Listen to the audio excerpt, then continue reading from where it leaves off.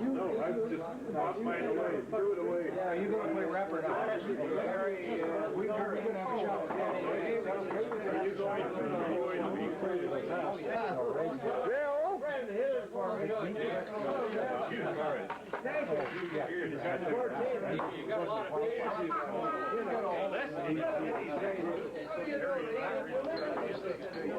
I'm going to slip away first.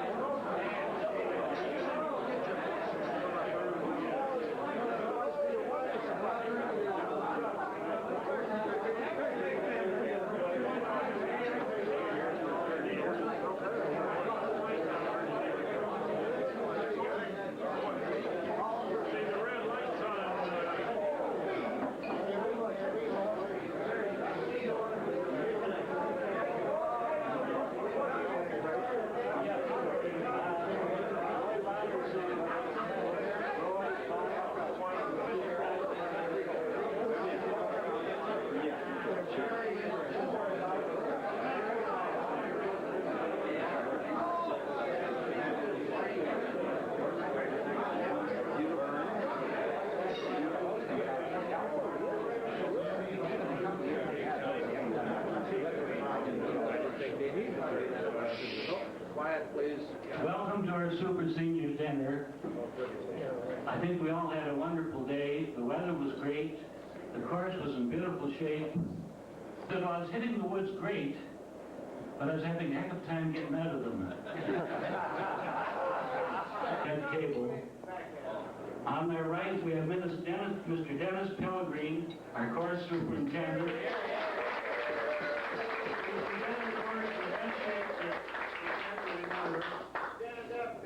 Stand up,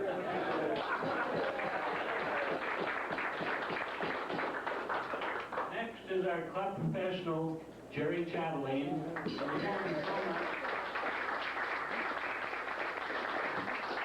On my right is our honored guest, Mr. Ken Black. Hey, hey, hey,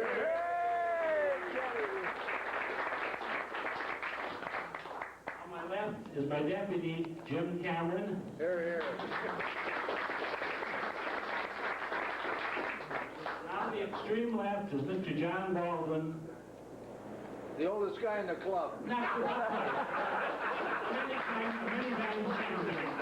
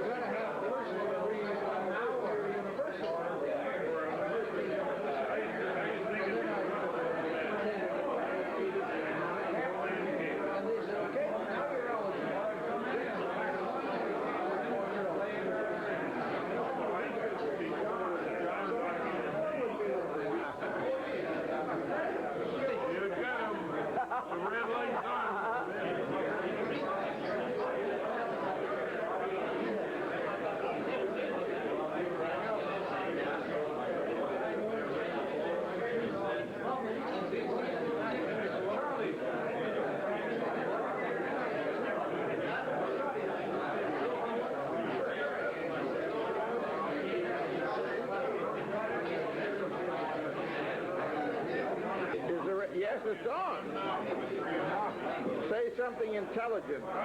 Sure. Get you mixed up with your son-in-law any moment.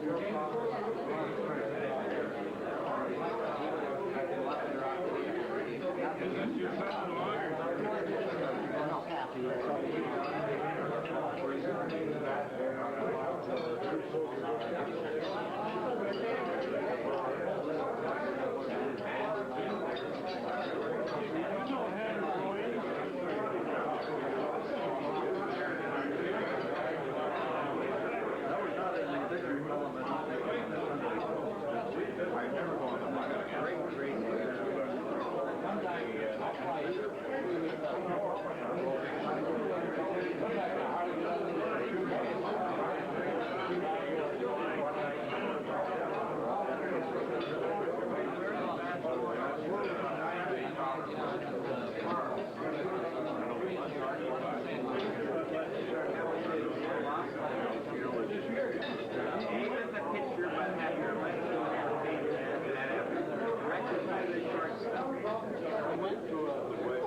Oh, beautiful, beautiful.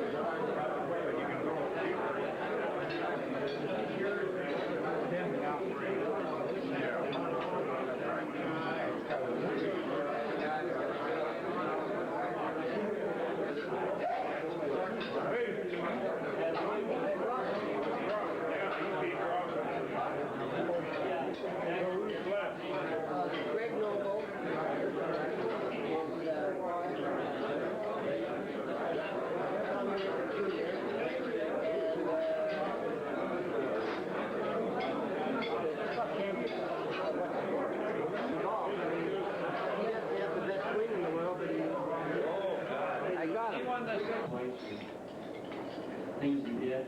In 1936, Vancouver had a large tournament for our city's 50th anniversary, and all the top touring pros of the day, Byron Nelson, the whole works, were all here, and Ken Black won shooting a 63 on the final round.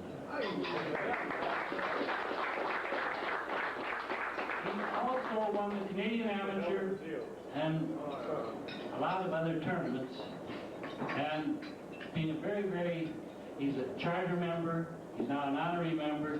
We're very fortunate to have him with us, and with your permission, I would like to ask Ken if he would accept the position of being the Super Seniors Honorary Captain. Here, here.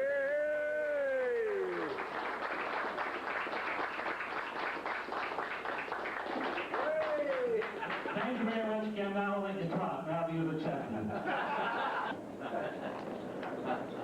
What an honor. Greetings. Not working. Doesn't matter. Doesn't indeed. Reading doesn't matter because I haven't got very much. Louder?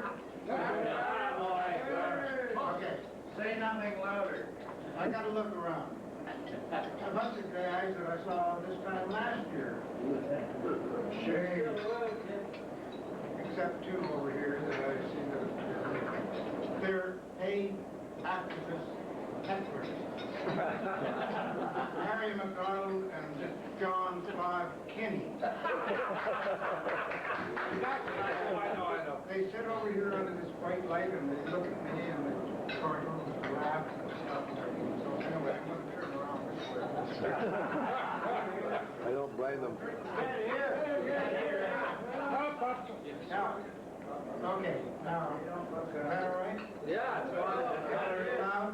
Yeah, better. Okay. Last year, I was privileged to come and give you a little talk. And I talked for quite a while, too long actually. But I told you everything I've known about golf and everything that's ever happened in my life about golf. And so Doug said, will you come back again this year and have dinner with us? And I said, sure. So, Doug has put together a very nice program for the rest of the evening. And to start it off, I'm going to say a few words about some of the old golf at Old Capilano in the 30s and 40s and 50s. Because it blends in with, I think, the program that Doug has in mind. Specifically, some of you know, some of you don't know, about a little organization that was set up by a bunch of members of Capilano. We had no authorization from the golf club. We were just a group of guys that got together, and there were 18 of us, and over the period of years between 44, 45, 46, we used to play golf every Thursday. In those days, you didn't have to have time. You didn't have to do it a week ahead of time. You could walk up here any time and go down and start off the first tee. And there were many golfers on the golf course, and you could play fivesomes or threesomes or sixsomes or whatever you wanted. We had quite a group, and so this group used to continually come back during the golf season and play golf. Come in. What we had in those days was not a dining room, it was a dungeon, it was a basement down back, at the very back of the clubhouse down there. But they did have a bar, and they had some tables there. And that was our 19th hole. We'd always come back and have dinner. And after several occasions, happened to be a group of about, actually there were 18 of us. You speak up, kid? Yep, 18 of us, sitting around. Can't hear you, Ken. You can't? No. Turn up the mic. Where's the mic? Okay, is that better? Hearing aids. Turn it up. All right, okay, a little closer. Oh, good. Okay, so we come in from playing golf and we sat around and had dinner, and there were 9 on one side of the table and 9 on the other side. And instead of us each paying for our dinner, we decided that we would flip the dice and see whether one side of the table or the other side paid for the dinner. That went on for a while, and so the 9 of us got together after that several times, and we had no organization at all. It consisted of 18 members of Capilano Golf Club. Each one of us were presidents. There was nobody better than a president, and so we all had equal status. And we started out what we called the Ale and Quail Club. And we used to have our meals down in the dungeon downstairs. Used to play golf by the committee, per meeting. But the 9 meetings that we held every year started in November and ended up in March the next year. So you can imagine, in those days we used to get a couple of feet of snow on the golf course and everything, so every day we didn't play golf. Some of us used to try to play 7 holes or 9 holes and so forth. But we arranged that we would organize within our group that we would, 2 presidents each would host a dinner every second Thursday during that time, and put on the dinner and put on the entertainment. And that's how it started. And I have the minute book here of the Ale and Quill, which you wouldn't believe. But we kept minutes from 1951 until 1960.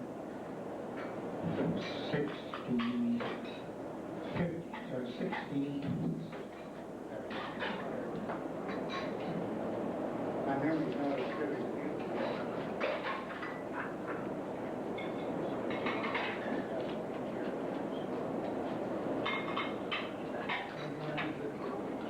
I got it. Yeah, 1959. And during that that was 8 years, and we had 9 dinners every fall and winter. And also we had 8 wind-up with the ladies. We called it Ladies' Night. In addition to the 18 members, the individual hosts for each dinner were allowed to invite a guest. Now, sometimes in November or December with 2 feet of snow, it was pretty hard to get guests, but we always managed to have a guest at our dinners. Now, I've gone through the what's so-called minute book, and I've been asked by the golf club to donate it to Capilano, and which I think I will.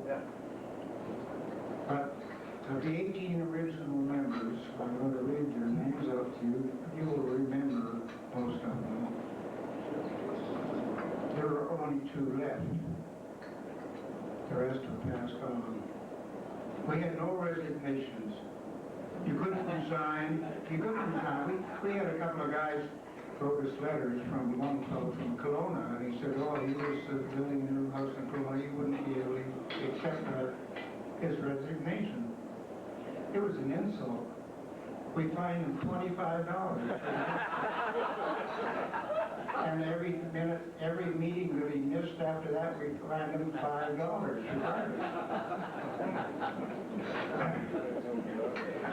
The main theme of the well, it was a non-registered society. It was just a group of guys. Fellowship, golf, when it was available in the winter months, and get together and have a good time.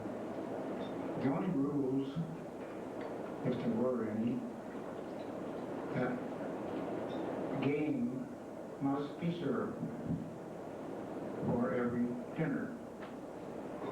As a result, the succeeding host had to supply game for the dinner. And the club, the kitchen upstairs, cooked it for us, and we had it down in the dungeon. So this went on. We had fun. It was wonderful. But I don't want to spend too much time here, but I want to read out, because this follows into the rest of the program this evening. I want to read out the names of the 18 presidents that were president of the Ale and Quill Club. As I say, our first meeting started in 1951, and our last meeting ended in 1959, as far as the minutes are concerned. So I'll read them out. Ed Collett, Dr. George Davidson, Norrie Finlayson, Jack Fox, Dr. Jack Harrison, Hilliard Lyle, Dan Maclean, Bill McMahon, Dr. Wes Simpson, suitcase, Archie Sinkler, swatches, Dr. Leith Webster, Fred Brown, Gordon Pappy Bowers, Bill McKenzie, J.C. Cam Maclean, and Freddie Jones. Now that's only 16. They're all gone to play golf somewhere else up top. There are only two of us left now. Dave Kinnair, who is in Toronto, and myself.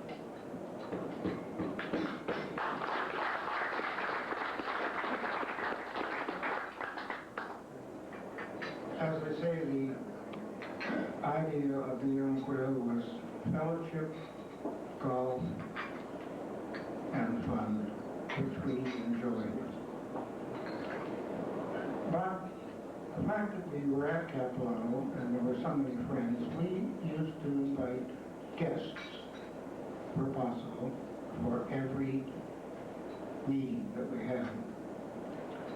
Now, there again, I'll read out the names of the guests over the 8 years. I'll read them quickly. Some of them are here. Some of them have been here.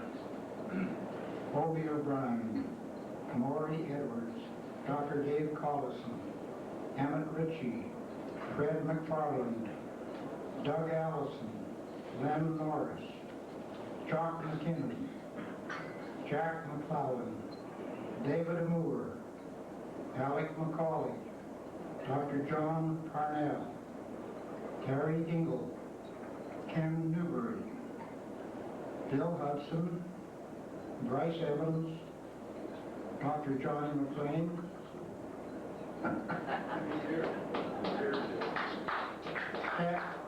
Stan McGlashan, Todd Sanderson, Gordon Money, Stan Deakins, Dr. Bagnall, Jack McGuire, Taddy James, Hammy Boucher, Ralph Soloway, Cliff Ketchison, Charlie Wilbanks, Frank Wright, and Ron Cliff.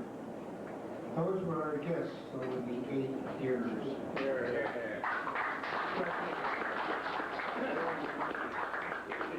We had fun, and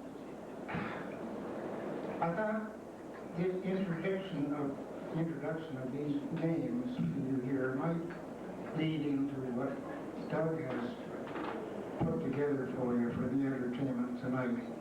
But one little sidelight, I just happened to think about this today. I've got the past presidents from the dinner of 1992, and in going through, I noticed that these have been the presidents of Capilano Golf Club who were members of the Ale and Quail. Billy McKenzie, Pappy Bowers, J.C. McLean, Leith Webster, Ken Black, Dan McLean, Bill McMahon, Alec McCauley. And from the guests that I read out to you that we had, they have subsequently become presidents of Capilano Golf Club. And we have here Ken Newbury, Bill Hudson, David Amour, John Chaston, Maury Edward, and Jack McGuire. So we had a close affiliation with the golf club. And we had a lot of fun. And I just thought the names of some of these fellows might bring some memories back to a lot of you here. Yeah.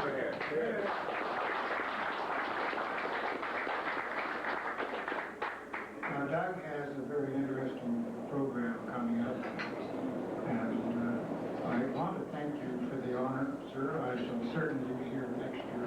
Our new honorary team captain. But I think I'll have to bring my putter up on one golf ball, and maybe have a 9-hole contest on the putting. Here, Much. I also should have mentioned that Ken was elected a member of the Canadian Golf Hall of Fame, which is quite an honor. About a year and a half ago, a taping was made for the archives of the golf club. Dave Harper ran the technical equipment, and Brian Carter was the moderator. Quite a number of the old-timers came up and reminisced a bit and told a few stories. And I'd like to start off tonight with John Baldwin, who will talk a little bit about the old days, and we might even get him to talk about the case of the stolen watch. John? Can you hear me all right? Yeah.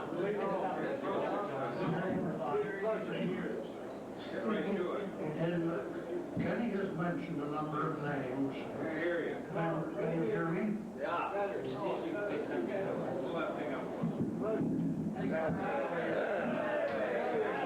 Can you hear me now? Just open your lips. Having come from the broadcasting business, I'm not familiar with these things.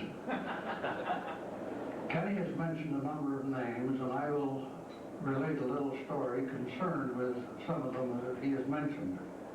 At one time, we had a foursome who played golf here, and they were the usual foursome. There was Taddy James, Harry Dingle, Bryce Evans, and Jack McGuire. And they were regular foursome on this golf course. I have told this story before, and some of you may have heard it, and I ask you to bear with me while I tell it for those who haven't heard it. But on this particular occasion, they went out and they played their game of golf, came in, showered, started dress, and get ready for a little game of cards or dinner. Excuse me. And Jack McGuire began to look for a watch in his locker, which his wife had given him. He had great pride in this watch. He was much in love with his wife and very thrilled with this watch she had given him, and he couldn't find it. And he asked Harry or Taddy, or have you fooled around in my locker? Have you taken my watch? And he began to ask questions in the locker room, and eventually they all assured him there was nothing to do with them in this watch. And he picked on the stewards, and he raised hell, if you'll excuse the expression, around here about this watch, which had been taken from him while he was out on the golf course. He was most upset about it. Jack had some physical disabilities, and he was not what you would call an athletic man, but he was quite vocal in protesting about this loss of a watch. And finally, the party broke up and went home, and Jack was still fuming and fighting all the way home. And Harry Dingle got a phone call about 10:30 or 11 o'clock. That was Jack. And what's up, Jack? Said Harry. Said, well, I found my watch. You're kidding. Where the hell was it? It was in my shoe. Jack had a numbness in his limbs and couldn't feel his hand. And he tucked the watch away for safekeeping into his shoe while he went out to the golf course, put on his shoe, and never even knew where it was. Dr. John Maclean, he's going to tell us about the Capilano bobsled competition. And also, we might get him to talk some stories about Davy Collison. Doctor, would you come up? That's right.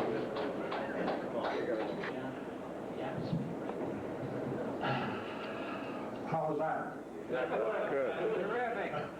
Thank you, ladies and gentlemen, for allowing me to express your appreciation for the good work that our friend Doug has done to keep this club as active and as very interesting as it is. He and his cohorts have really done a wonderful job.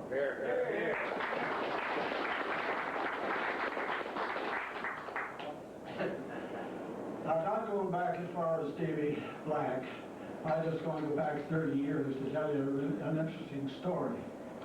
One of our respected members, a judge and a member of Capilano for a long time, he was getting a bit portly, but played around quite well.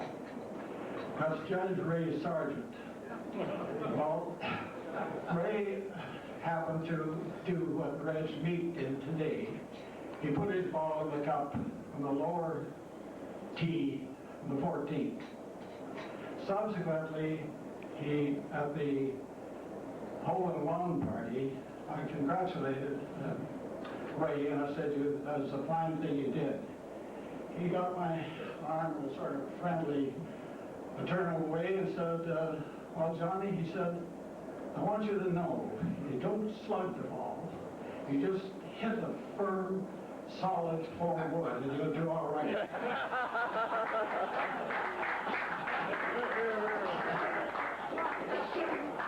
Well, we all know Doug's ability as a golfer. That's beyond reproach. He's done a wonderful job in the past, and I hope he'll continue to be a golfer at Capilano for years and years to come. And I hope someday, probably, he will tee up the 14th hole with a 4-wood and get a hole in one.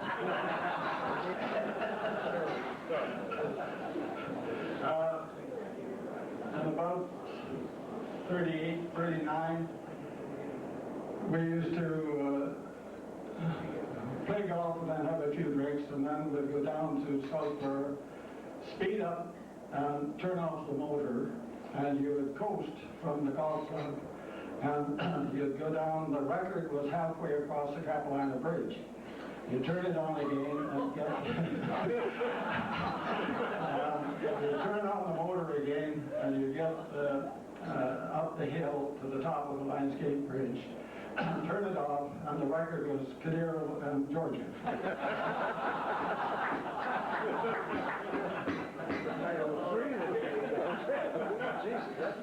Now it's my privilege on behalf of the members of the super seniors to present this token of their appreciation to Doug Morrison.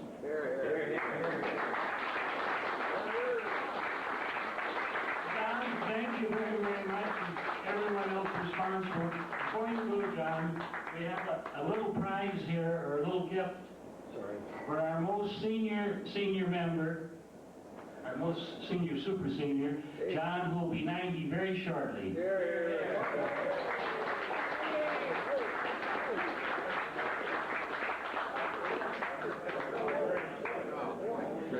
I'd like to call on Ted Wilkinson now. Maybe he'll tell us about the golf lesson in the Campbell Motel. Ted? Let's see your present. Come on, Ted. Hey, what happened?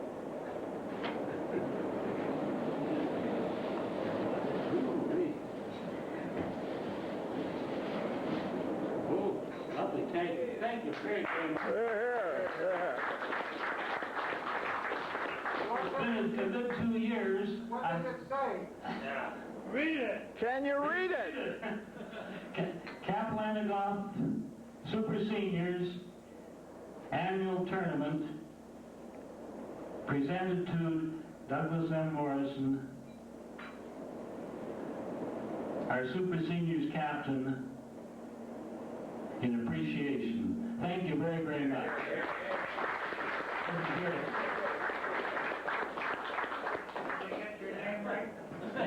They've got it right.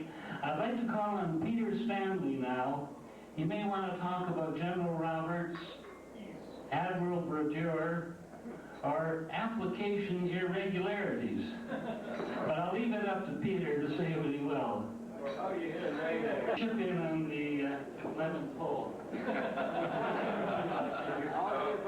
Oh, Doug, I don't know. I can't remember what application irregularities are about. The only thing I can remember about General Sir Ruby Roberts on this golf course is that he always putted with a 3-iron and did it very well. But apropos of Reg Meek's hole-in-one, I was playing once with Admiral Victor Brodeur when he hit his tee shot on the 14th into the woods on the right, and I swear that ball was in there for half an hour, and it hit every bloody tree there was, and it came right down into the path and into the hole.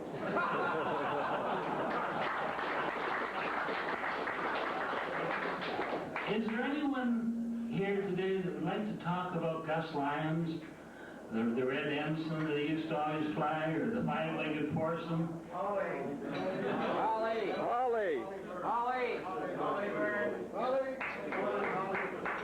Where's Holly? Holly Bird's home in bed, which is what most of us should be. He's wide awake today. Is there anyone else here who would like to speak about anything, just to reminisce a little, or if they have any questions or any answers, or...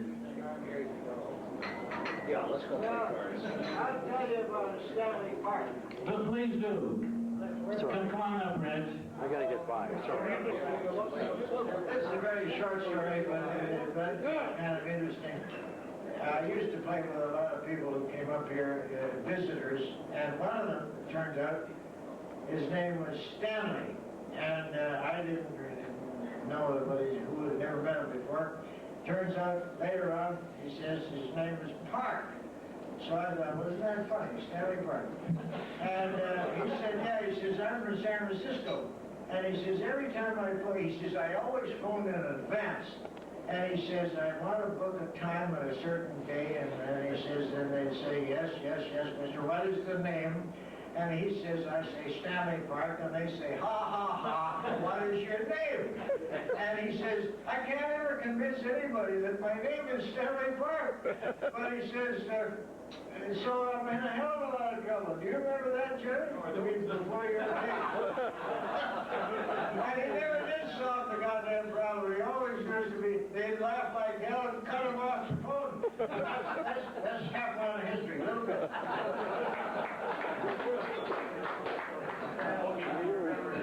Just before Reg gets away, I think that was great timing on Reg's part, having a hole-in-one today.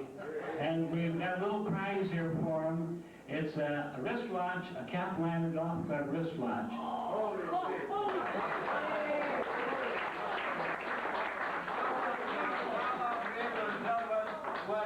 What hole I'm on. We're looking at my wristwatch. Thank you very much.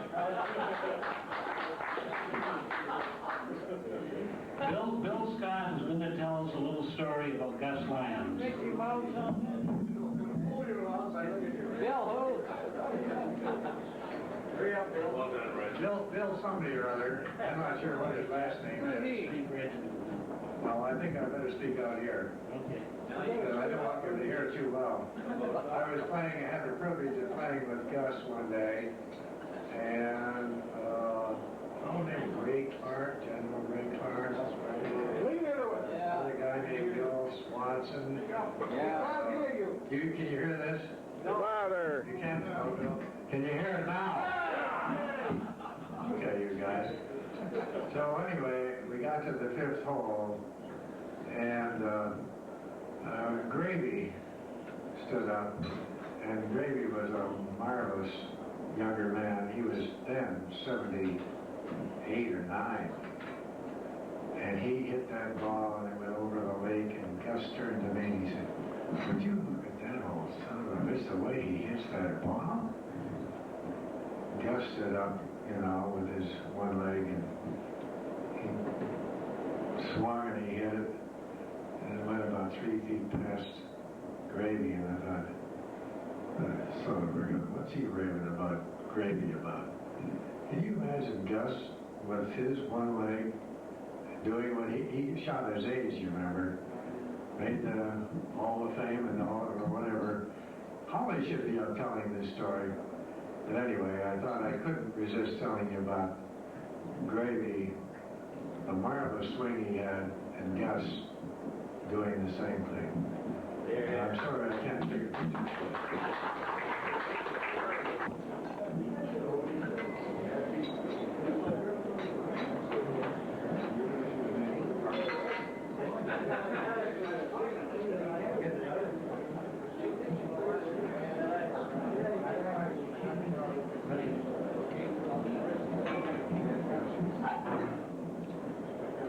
There are a number of Jack Edgell stories I'm sure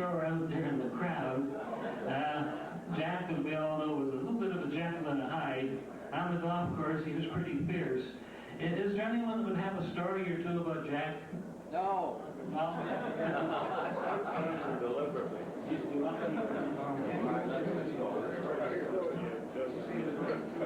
Yeah. Kevin, if you don't mind, can we just have a little thing about the alien quilt? Let's go. Gentlemen, I don't think this minute book of the Alien Club is worth anything to anybody, but it tells about our 8 years of the 18 presidents. Now, there's only 2 of us left. I'm going back to Toronto in 2 weeks, and if Dave Kinnear doesn't want it, and I don't want it, I'd like to present it to the super seniors of Capilano Golf Club, just to put somewhere in there. Ken, thank you very much. That's a very generous offer. Dave Harper, do you have anything you'd like to say, or any little stories that, or any? I think the most wonderful thing that Jack ever did, he announced that in Jack's will was a drink on the house. He got even with all of us. Jim, do you wish to say something? Yes, you bet you Les. Les Middleton will just say a few words. You probably all heard this, but when I was down south in the desert, I was playing with Jock McKinnon and Ron Williams and what the hell, Stan Leonard. And Jock was talking about hitting a particularly good shot off the first tee here X number of years ago. He said, I had this young lad from Glasgow. And he said, I hadn't seen him for years. And he's standing back and he said, I happened to hit a particularly good shot right down the bloody middle. He said, when I finished, he said, I walked over and he said to me, Jock, when you hit that ball, he says, the cheeks of your arse clang together with the ring of 2 steel gates. Thank you very much, Les. Jerry, do you have something to say? Yeah, going to the men's room. There's not too much business. We had a polling done this spring to see if we wanted to play on Fridays or Saturdays, and secondly, whether we wanted to have all qualifiers start the last round even, or whether we should carry the best round forward. The results were to move to Fridays. How do we all feel about that? Good. In favor? And the other change was not carrying your best round forward with everybody starting fresh. Here. Can we approve of that? Here. Yep. John, would like to... I would agree. We have to treat John with respect. He did donate the trophy to play for. No, the trophy's got absolutely nothing to do with it. But in my opinion, if this event is to be considered as a championship, and as I understand it, the numbers are going to increase in the years to come. For example, I understand that next year we'll have at least 100 players. So if it is to be considered a championship, I think it should be considered more than one day's play. Now, I'm not prepared to say what the change might be, but I do feel that some emphasis should be given to the performance of the players in the preliminary rounds. Otherwise, it simply reverts to being a one-day competition, and whoever happens to be on that day is the champion. And personally, in my opinion, I think we can do better than that. John, I think this is something that our new executive will be having a meeting in January. Maybe we better do another phone poll again to see if we can come to a consensus.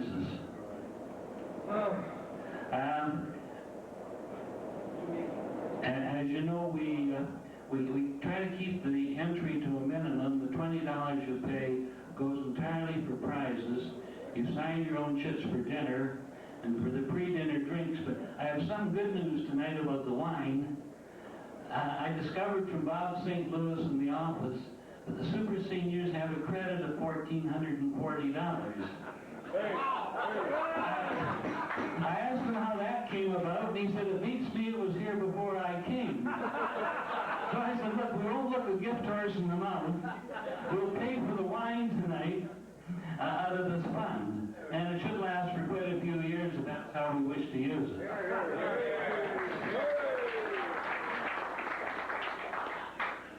On the matter of business, is there anything else that anyone would like to bring up? Before we get on to the prizes? No. Prizes. All set for the prizes? Last Friday, August the 20th, the three leaders that day were Don Lanscale, Bill Van Camp, and Roy Bonner. If you'll, three of them will please come forward. Hey, Don, you. Don Lanscale, Bill Van Camp, and Roy Bonner. Yes. Hey, great. First thing I did. Hey, how boy, Don? Well done. Oh, my old friend. Let's see some for another year ago. Next for August 20th was the team competition.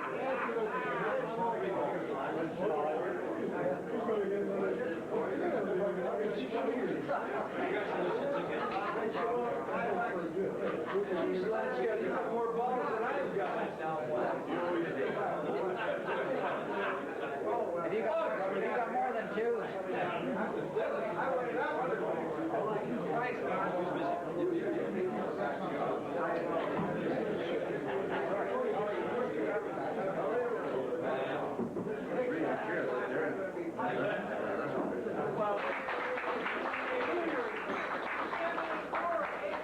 That's good timing, Roy. 60 wasn't. That's it.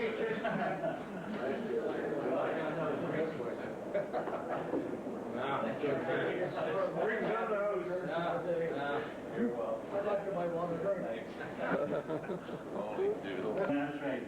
The runners-up for the August 20th were Ram Clarigue, Dave Harper, Doug Morrison, and Ted Wilkinson. She's the biggest crook in the whole I'm not going out. There you go. You're in it again. Where's Ram? Collect for us, Ram. Nice going.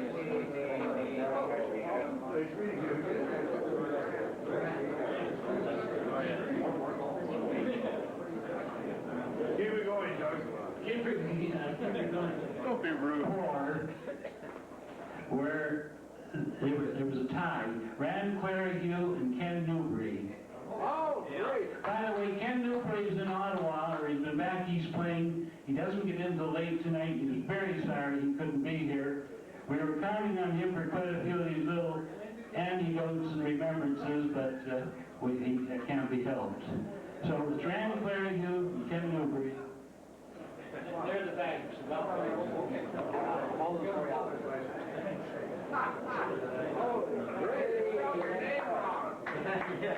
It was Peter Kirk Owen. No, I'm sorry. The third prize for the aggregate was Peter Kirk Owen.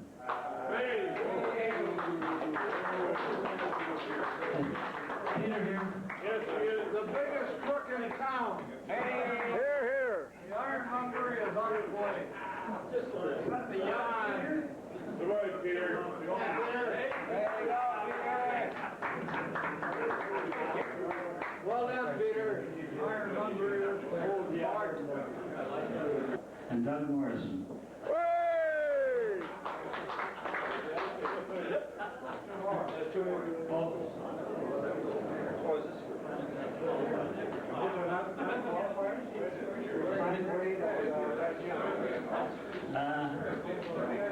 Yes, well, their second prize.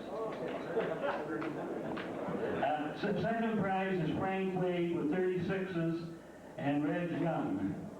Way, hello,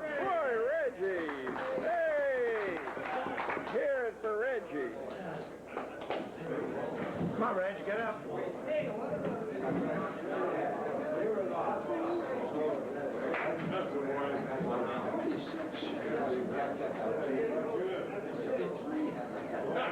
Tied for third, fourth, and fifth with 37s were Peter Kergowen, George Scotch, and Jack Kitty.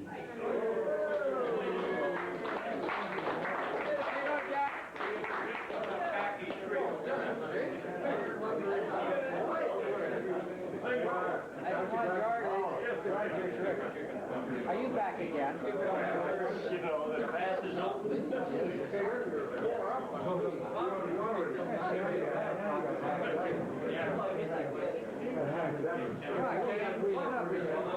back.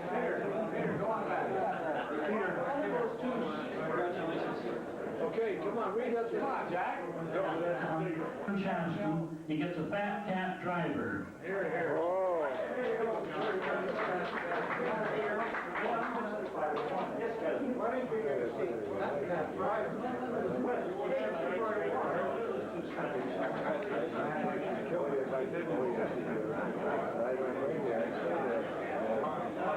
The runner-up in the aggregate were two sweaters, Jim Brownlee and Tom Rayfield.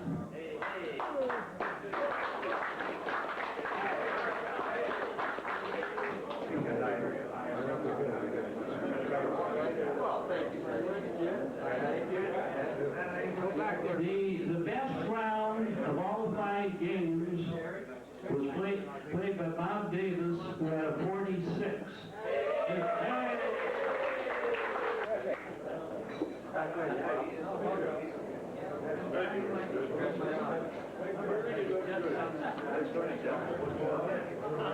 The runner-up in the main championship today was Bryce McCreary. Bryce.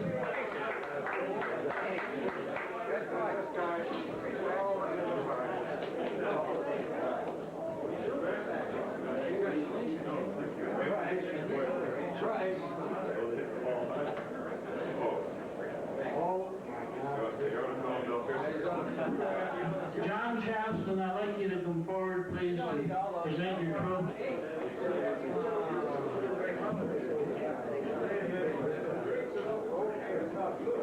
Gentlemen, I believe you know the winner of the championships is Rand Clary Hill.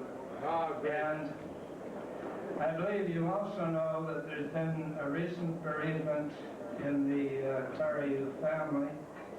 So we're going to give you a little bit of respect, Rand, not a hell of a lot, because your father happened to live to the great age of 101. Nevertheless,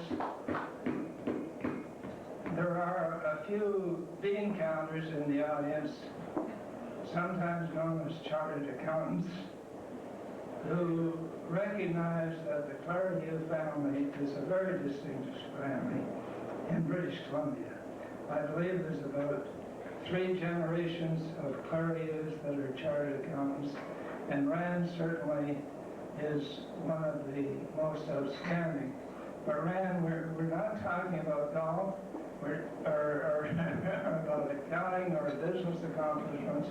We're talking about golf, and you are the champion today, and I would like you to come forward and accept the trophy. But just before you do that,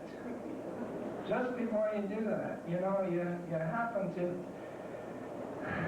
I think, well, for heaven's sakes, why didn't you stay home? I mean, I was third. For a while, I was the leader in the clubhouse. And then, of course, Clara Hill and McCreary came along and knocked me out, right out of the box. But anyway, this does call to mind a golfing story, and it's a bit of an old one, it's a bit of a chestnut, but in my opinion, it's somewhat appropriate, because it relates to this 4-ball game in Scotland that we're proceeding along on a Saturday afternoon, having a great game, and they were playing a hole that was adjacent to a public roadway. A trophy.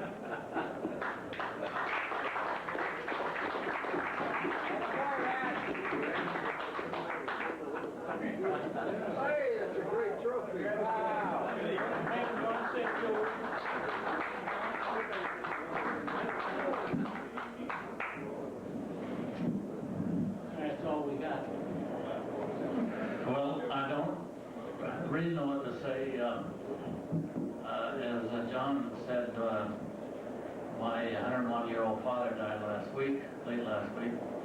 It reminds me when his father died.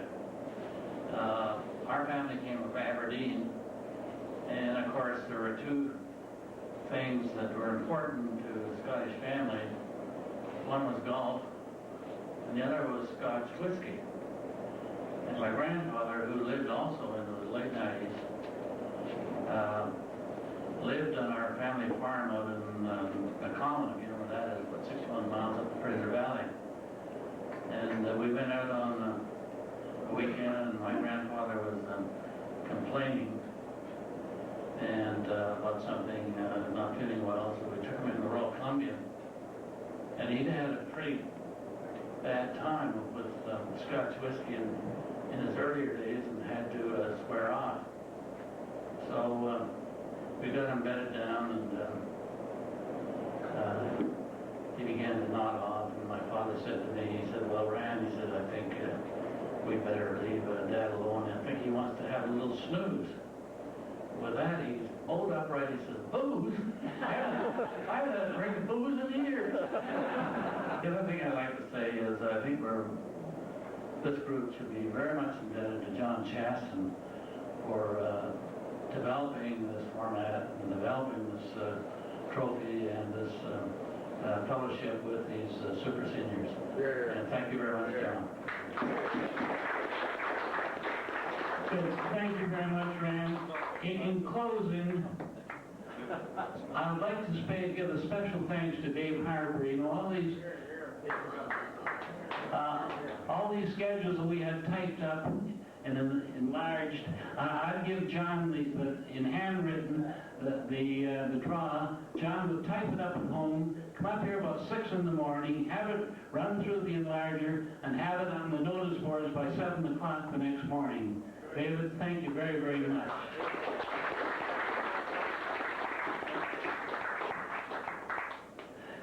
It seems that I missed one prize here. It's for today, the team competition, second prize, John Chaston, George Scotch, Harry McDonald, and Reg Claridge. Hey! Will they please come forward? This one?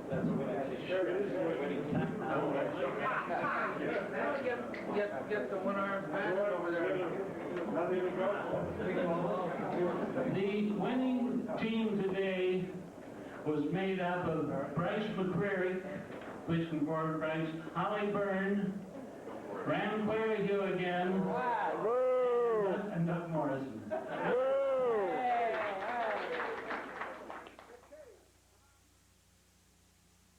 This year, they were just great. It was John Bell, Norm Paquette, Reg Meek. You going home? You're not going to play? I'll start over. The phoning crew were John Bell, Norm Paquette, Reg Meek, David Amoore, John Millard, Bill B., Harry Simpson, and Jim Cameron, my deputy, and your next captain. I'm sure we will all give Jim the same cooperation you gave me, and when he's looking for volunteers, there won't be any shortage. Gentlemen, if there's nothing further, I'd like to thank you for coming up. Oh, sorry, John Millard would like to. And in the meantime, I'd also like to thank Dennis and Ken and Jerry for coming tonight. The name Doug Morrison has come up on 2 or 3 occasions because of his skill on the golf course, and it came up once when we presented him with a little something which I hope you'll remember in the years to come. But I've been asked by 2 or 3 members at my table and other tables to just remind you that gift of the presentation cup was meant extremely seriously by all members of the super seniors.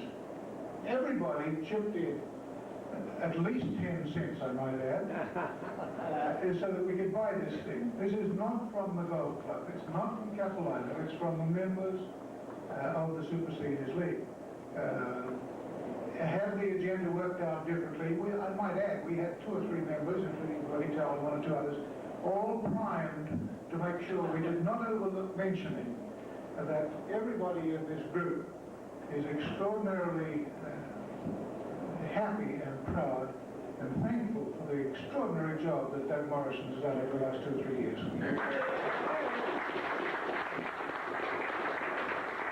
Thank you very much, John, and everyone. I really appreciate it.